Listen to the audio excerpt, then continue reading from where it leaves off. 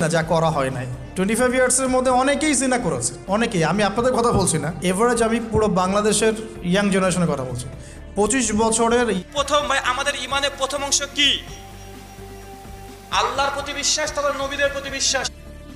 বন্ধুরা, বর্তমানে সেরা দুই জেনারেল শিক্ষিত বক্তা হলেন আবু তাহা মোহাম্মদ আদনান, এমনকি ব্রাদার হোসেন রাহুল।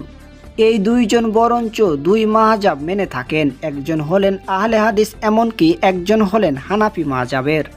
বন্ধুরা, এই ভিডিওতে জানবো এই দুই বক্তার মধ্যে সব থেকে শিক্ষিত কে, এমনকি এই দুই বক্তা কে কোথায় থেকে এইচএসসি পাস করেছে।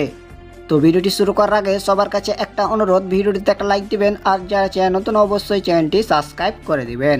প্রথমেই জেনে নেই ব্রাদার হোসেন রাহুলের সম্পর্কে।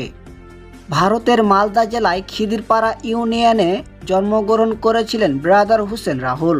ব্রাদার হোসেন রাহুলের বয়স 39 বছর। তিনি মালদা জেলার সরকারি কলেজে এইচএসসি পরীক্ষায় পাস করেন। ব্রাদার হোসেন রাহুল আলা হাদিসদের এক আলোচিত বক্তা। তিনি প্রতিটা ওয়াজে 30 থেকে 50 হাজার পর্যন্ত পারিশ্রমিক নিয়ে থাকেন। আবু তাহা মোহাম্মদ আদনান। বন্ধুরা, আবু তাহা মোহাম্মদ আদনান হলেন একজন বাংলাদেশের বিখ্যাত ইসলামিক বক্তা, যিনি তার বক্তৃতার জন্য সোশ্যাল মিডিয়ায়, বিশেষ করে ফেসবুক কিংবা ইউটিউবে অনেকটাই জনপ্রিয়তা লাভ করেছেন। তিনি বরঞ্চ এইচএসসি পাস করেছেন রংপুর থেকে। আবু তাহা আদনান প্রতিটা ওয়াজের জন্য প্রায় 40 থেকে 60 হাজার টাকা পর্যন্ত পারিশ্রমিক নিয়ে থাকেন।